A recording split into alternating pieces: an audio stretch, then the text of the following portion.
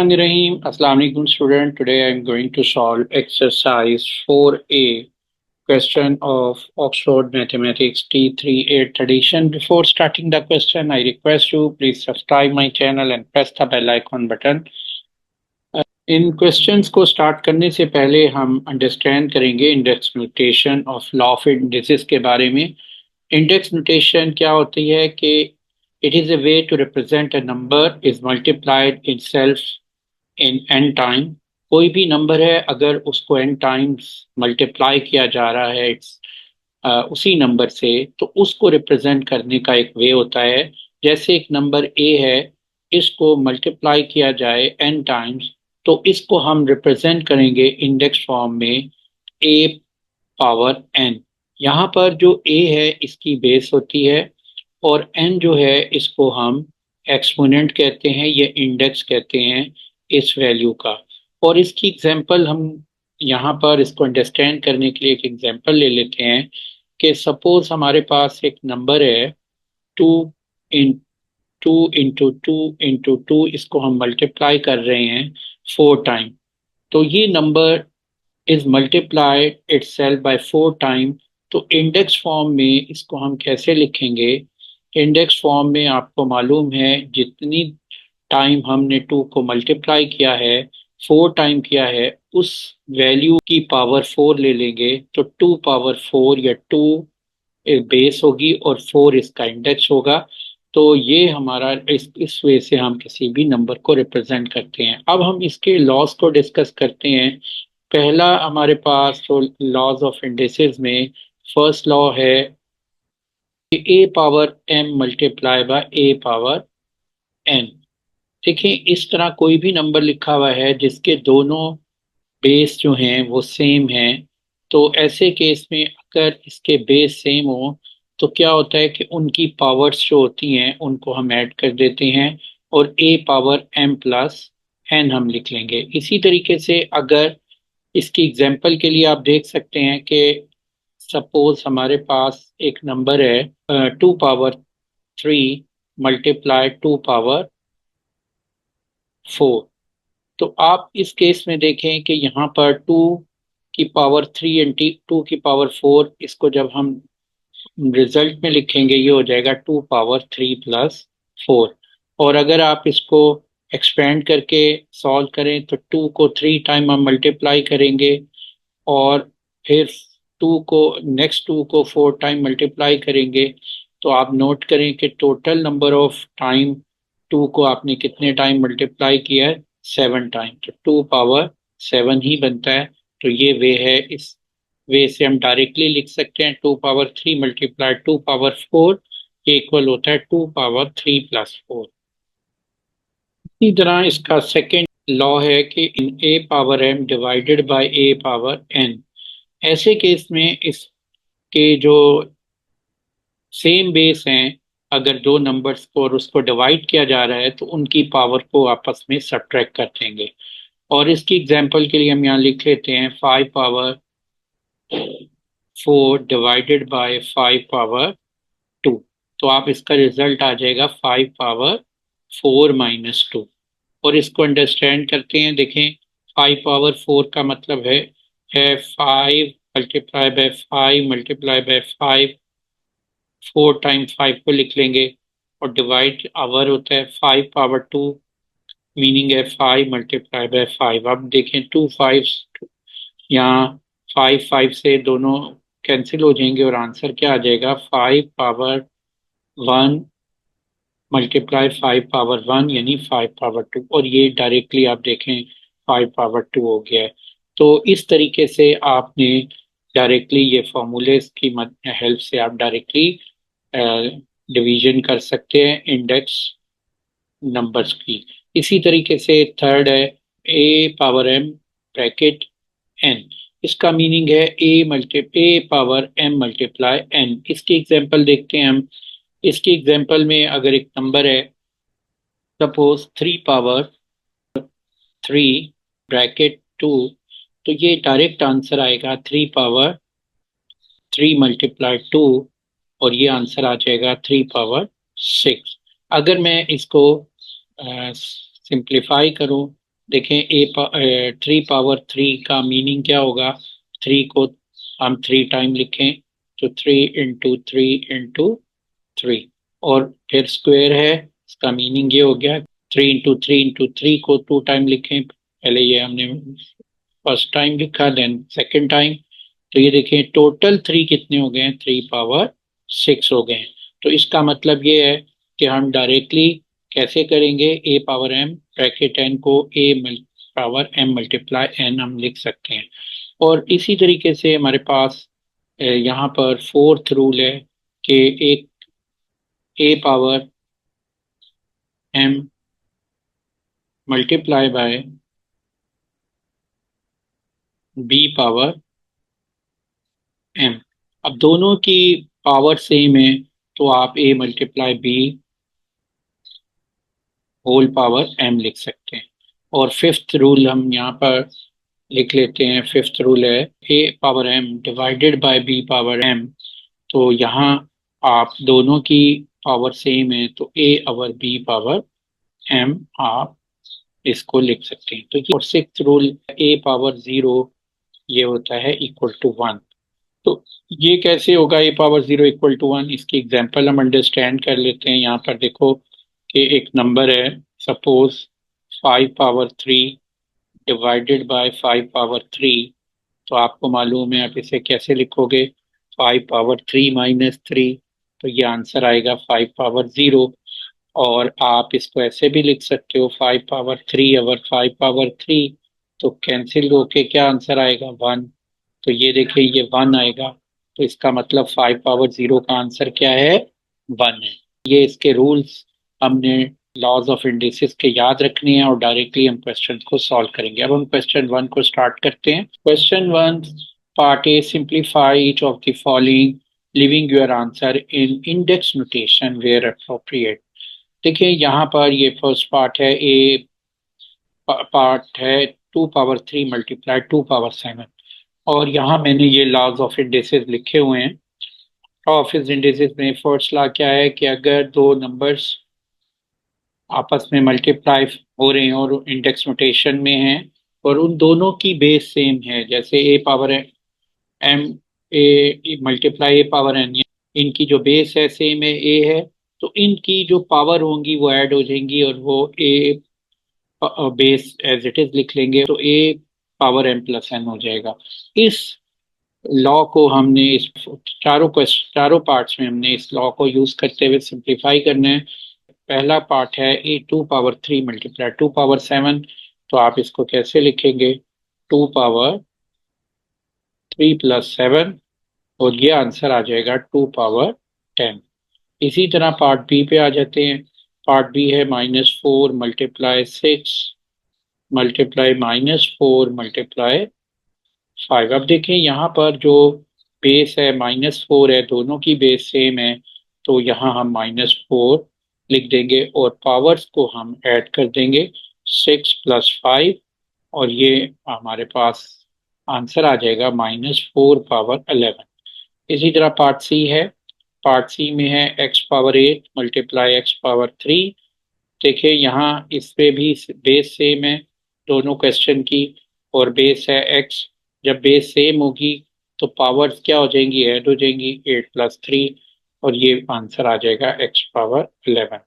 और part D के 3y² multiply 8y7 bracket में। अब आप इसकी ब्रैकेट ओपन कर लें। अब देखिए आप इसको लिख सकते हैं 3y² मल्टीप्लाई 8y7। अब आप पहले जो कॉफिशेंट दिए हुए हैं y² के साथ 3 और y7 के साथ 8, तो इनको पहले मल्टीप्लाई कर लें। तो ये हो जाएगा 3 मल्टीप्लाई 8 और ये वैल्यू हो जाएगी y² मल्टीप्लाई y7। अब आप देखो कि ये 3 × 8 कितना होता है? 24। तो 24 मल्टीप्लाई y² मल्टीप्लाई y7। अब आपने वेरिएबल्स जो हैं जो इंडेक्स नोटेशन में दी हुई है इसको मल्टीप्लाई करना है। क्या बेस सेम है? इन इंडेक्स नोटेशन में जो वैल्यूज दी हुई हैं जब बेस सेम हो तो आप वो बेस सेम लिख देंगे, और उनकी जो पावर होती हैं आपको मालूम है कि हम उन पावर्स को ऐड कर लेते हैं। ये फर्स्ट लॉ हम यूज कर रहे हैं, a power m multiply a power n, a power m plus one होता है, तो ये भी क्या आ जाएगा, two a y power two plus seven. Answer आ जाएगा 24 वाई पावर नाइन। अब हम आते हैं क्वेश्चन नंबर टू पे। Question number two, simplify each of the following leaving your answer in in index notation. देखें यहाँ पर पार्ट ए में हमने स्टार्ट करना है, तो 5 पावर 8 डिवाइडेड बाय 5 पावर 5। इन तमाम पार्ट्स में आप नोट करें कि यहाँ पर जो इंडेक्स फॉर्म में वैल्यूज़ हैं वो डिवाइड हो रही हैं और उनके बेस जो हैं सेम है। अगर कोई दो वैल्यूज़ डिवाइड हो रही हैं, उनके बेस सेम हो, तो आपको मालूम है कि हम ये सेकंड लॉ ऑफ इंडेक्सेस को यूज़ करते हैं। इस सेकंड लॉ ऑफ इंडेक्सेस के according A power M divided by A power M होता है ए पावर एम माइनस एम। यहाँ नोट करिए 5 पावर 8 डिवाइड बाय 5 पावर 5, तो दोनों के बेस सेम है, 5 है, तो हम यहाँ लिख लेंगे 5 और इनकी पावर्स को सब्ट्रैक्ट कर देंगे, ये 8 - 5, तो ये हमारे पास वैल्यू आ जाएगी 5 पावर 3। इसी तरह पार्ट बी को आप नोट करें। पार्ट बी है -7 पावर 11 डिवाइडेड बाय -7 पावर 4। अब यहाँ पर भी देखिए -7 और ये भी -7 सेम बेस हैं, तो आप किस तरह सॉल्व करेंगे कि ये जो सेम बेस हैं -7, इसको हम एज इट इज लिख लेंगे और यहाँ उसकी जो पावर है उसको सब्ट्रैक्ट कर देंगे। 11 - 4 यहाँ पर पावर दी हुई है, तो इसको आप सब्ट्रैक्ट कर देते हैं क्योंकि दोनों के बेस वैल्यूज के सेम थे। तो अब ये आंसर हमारे पास फॉर्म हो जाएगा -7 पावर 11 - 4 कितना होता है, 7 होगा, तो -7 पावर 7। इसी तरह पार्ट सी हम देखते हैं, तो पार्ट सी में है 6x divided by x power 3। यहाँ पर नोट करें कि नंबर्स भी आ रहा है वेरिएबल्स के साथ। तो पहली जो वेरिएबल है वो x पावर 7 है, उसके कॉफिशेंट है 6, और दूसरी वेरिएबल है x पावर 3, उसका कॉफिशेंट है 1। तो पहले इन को आपस में डिवाइड करेंगे, 6 डिवाइडेड बाय 1 6 आ जाएगा, और यहाँ पर हम लिख लेंगे x power 7 divided by x power 3।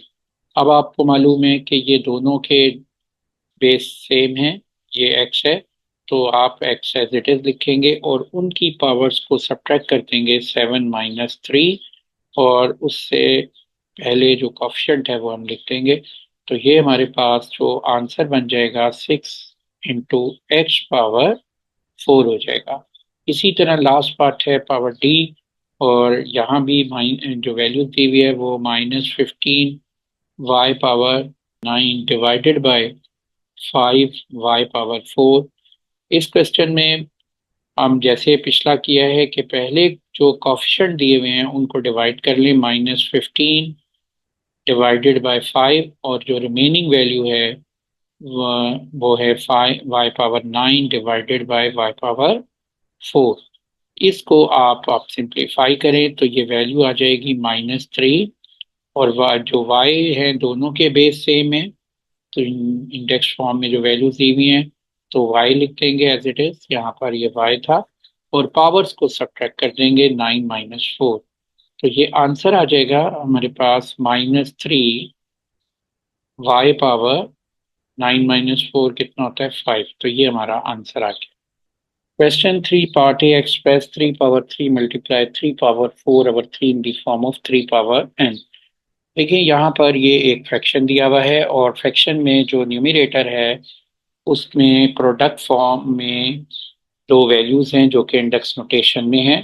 आप नोट करें 3 पावर 3 मल्टीप्लाई 3 पावर 4, दोनों के बेस सेम है, दोनों का बेस 3 है। अगर बेस सेम हो तो जब हम मल्टीप्लाई करते हैं इंडेक्स नोटेशन में वैल्यूज को, तो हम क्या करते हैं कि according to law of index उनकी पावर्स को ऐड कर देंगे, तो ये पावर ऐड हो जाएंगी 3 + 4, और अवर 3 हम एज इट इज लिख लेंगे, और ये वैल्यू बन जाएगी 3 पावर 7/3 पावर 1, इसको पावर फॉर्म में लिख लिया है। अब आप देखें कि ये 3 पावर 7 3 पावर 1 से डिवाइड हो रहा है। तो डिवीजन का रूल ये है कि a power M divided by A power n, जिसको हम a power m over n भी लिखते हैं। अगर सेम बेस हो तो लॉ ऑफ इंडेक्स के अकॉर्डिंग हम उनकी पावर को क्या कर देते हैं, सब्ट्रैक्ट कर देते हैं, जैसे सेकंड लॉ मैंने सामने लिखा हुआ है। तो इनके बेस वही सेम बेस लिख लेंगे 3 और उनकी पावर्स को सब्ट्रैक्ट कर देंगे 7 - 1। तो ये हमारे पास वैल्यू आ जाएगी 3 पावर 6। अब आप देखो इसको सिंप्लीफाई करने से ये फॉर्म बन गई है 3 पावर n में, और यही हमारा जो है सोल्यूशन है, ये आंसर है। अब हम आते हैं इसके पार्ट बी पे। पार्ट बी भी पार्ट ए की तरह ही है। उसमें दिया हुआ है 2 power 8 multiply 2 power 3 over 2 power 7। यहाँ भी देखें कि जो फ्रैक्शन है वो उसमें जो वैल्यूज दी हुई हैं वो उनमें जो न्यूमरेटर की वैल्यू है वो प्रोडक्ट फॉर्म में है, और वो जो वैल्यूज हैं वो इंडेक्स नोटेशन में है। तो इंडेक्स नोटेशन में जो वैल्यू दी हुई है इसका बेस सेम है। ये यहाँ पर नोट करो कि ये भी बेस 2 है और यहाँ भी बेस 2 है। तो जब सेम बेस हो मल्टीप्लाई करें तो आपको मालूम है हम उनकी पावर्स को क्या कर देते हैं, ऐड कर देते हैं according to law of index. Two base as it is लिखेंगे, 2 लिखेंगे और उनकी पावर्स 8 + 3 कर देंगे, और आवर 2 पावर 7। अब नेक्स्ट स्टेप हम यहाँ पे क्या करेंगे, 2 पावर 8 + 3 कितना हो जाएगा, 2 पावर 11, और ये पे हो जाएगा 2 पावर 7। आप देखें ये दोनों वैल्यूज को डिवाइड करना है और उनके बेसिस सेम है। ये भी 2 है और ये भी 2 है, तो सेम बेस में डिवीजन में इंडेक्स नोटेशन की डिवीजन में हम क्या करते हैं, लॉ ऑफ इंडेक्स यूज करते हैं। A power M divided by A power M minus m के इक्वल होता है। तो ये भी 2 बेस सेम है, 2 लिखा और इनकी पावर को सब्ट्रैक्ट कर देंगे, ये वैल्यू आ जाएगी 2 पावर 11 - 7। तो ये हमारे पास आंसर आ जाएगा 2 पावर 4, और ये हमारा पार्ट बी हो गया है। अब हम आते हैं इसके नेक्स्ट क्वेश्चन पे। Question 4, simplify each of the following, leaving your answer in index notation form। एक पार्ट ए है 9 पावर 2 होल पावर 4। ठीक है ना। यहाँ पर इसको हम कैसे सिंप्लीफाई करेंगे, हम इस रूल के अकॉर्डिंग जो है इसे लॉ ऑफ इंडेक्सेस को यूज करेंगे। A power m bracket n equal होता है ए power m multiply n. Bracket का मतलब मल्टीप्लिकेशन है, तो यहाँ हम 9 पावर क्या लिख देंगे, 2 पावर 4, और ये आंसर हो जाएगा 9 पावर 8। तो इसमें इसके अकॉर्डिंग हमने इसको सिंप्लीफाई किया है। ए power m bracket n equal होता है ए पावर एम मल्टीप्लाई एन। तो यहाँ भी हमने इसी तरह किया है। इसी तरह हम क्वेश्चन 4 का पार्ट बी करते हैं। एच स्क्वायर पावर 5, तो हम इसको कैसे लिख सकते हैं, h पावर 2 मल्टीप्लाई 4, और ये वैल्यू आ जाएगी h पावर 10। अब next question number 4 part C, simplify 2 power 3 multiply 9 power 3। देखें इस क्वेश्चन में दोनों जो इंडेक्स वैल्यूज हैं उनके बेस डिफरेंट है लेकिन पावर सेम है। अगर पावर सेम है, इंडेक्स डिफरेंट हो, बेस डिफरेंट हो, तो आप क्या करेंगे कि इन दोनों बेस को ब्रैकेट में लिख लेंगे 2 × n, और जो पावर है वो उसके बाहर लिख लेंगे। यहाँ पर ये हमने डिस्कस किया था a power m multiply b power m. देखें दोनों के बेस डिफरेंट है, तो जब प्रोडक्ट लेंगे तो ये ए मल्टीप्लाई बी पावर एम हो जाएगा। ये हमने इंडेक्स नोटेशन यूज की है इसको सिंप्लीफाई करने के लिए। तो ये 2 × 9 18 होता है, 18 पावर 3 आ जाएगा। तो ये हमारा आंसर आ गया। Question 4 part D, 3 power 14 multiply 5 power 2 bracket 7। सबसे पहले हम इस क्वेश्चन में ब्रैकेट को सॉल्व करेंगे, और 3 पावर 14 एज इट इज लिख दिया हमने, और ये 5 पावर 2 मल्टीप्लाई 7 हो जाएगा, और ये हो जाएगी वैल्यू 14। तो इसमें हमने कौन सा लॉ लगाया है, यहाँ पर हमने यूज किया है ए पावर एम मल्टीप्लाई एन, और ये होता है ए पावर एम ब्रैकेट n और ये हो जाता है a power m multiply n।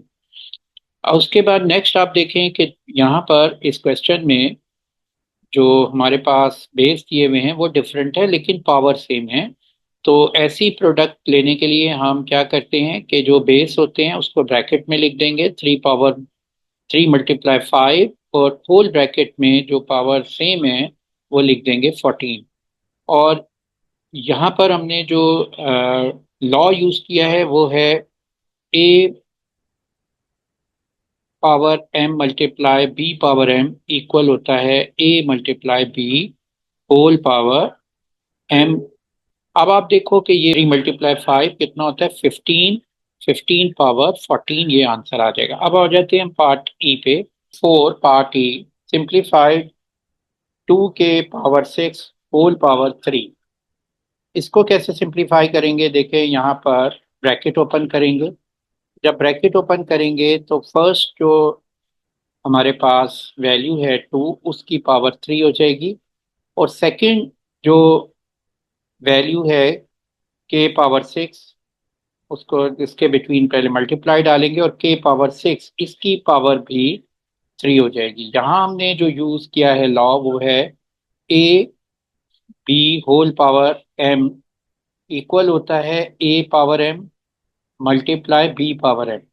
तो यहाँ पर ये मैंने इसको a कंसिडर कर लिया है और इस पूरी वैल्यू को b कंसिडर कर लिया है। तो ये a पावर 3 हो गया है और ये b पावर 3 हो गया है, यानी b की जगह k पावर 6 पावर 3 हो जाएगा। इसको ब्रैकेट में लिख लिया हमने क्योंकि ये जो b थी वैल्यू ये इंडेक्स फॉर्म में थी। अब आप इसको मजीद सिंप्लीफाई कर लें तो ये वैल्यू हो जाएगी 2 पावर 3 एज इट इज लिख लेंगे हम, क्योंकि आंसर हमने इंडेक्स नोटेशन में मेंशन ही करना है। तो ये हो जाएगा 2 पावर 3 और ये k पावर 6 होल पावर 3 को आप कैसे लिखते हैं 6 × 3। और यहाँ पर हमने जो लॉ यूज किया है वो है a power m whole power n। तो ये वैल्यू होती है a power m multiply n, इसके अकॉर्डिंग लिख लिया है। तो ये वैल्यू आ गई है 2 power 3 multiply k power 6 multiply 3 होता है 18। तो ये हमारा आंसर आ गया। और लास्ट पार्ट है f और simplify -3x power 6 y² whole power 4। अब आपने इसको सिंप्लीफाई करना है। तो यहाँ पर सबसे पहले आपके पास यहाँ जो वैल्यूज दी हुई हैं 3 वैल्यूज है -3 x पावर 6 और y पावर 2। आपने -3 इसको की पावर भी 4 ले लेनी है, x की पावर 6 की पावर भी 4 ले लेनी है, y² की पावर भी 4 ले लेनी है और मिडिल में मल्टीप्लाई आपने लगा लेना है। यानी कोई भी अगर ऐसी वैल्यू हो A B C whole power m है तो इसका मतलब है a power m b power m c power m। तो इसी के अकॉर्डिंग मैंने इसको लिख लिया है। इसमें लेकिन जो वैल्यूज हैं सेकेंड और थर्ड वैल्यू इंडेक्स फॉर्म में है तो उसको इंडेक्स फॉर्म में लिखने की वजह से ब्रैकेट में लिख लिया है। अब आपने यहाँ पर ये -3 इसको भी ब्रैकेट में लिखें, होल पावर 4 है। तो अब ये जो -3 पावर 4 और ये पावर ये हो जाएगी x पावर 4 मल्टीप्लाई 6। तो 4 × 6 कितना होता है 24। y पावर 2 होल पावर 4 ये हो जाएगा y पावर 8। यहाँ पर ये -3 पावर 4 को हम सिंप्लीफाई भी कर लेते हैं और इसको जब सिंप्लीफाई करेंगे तो इसका मतलब है -3 को आपने 4 टाइम इटसेल्फ उसको मल्टीप्लाई करना है।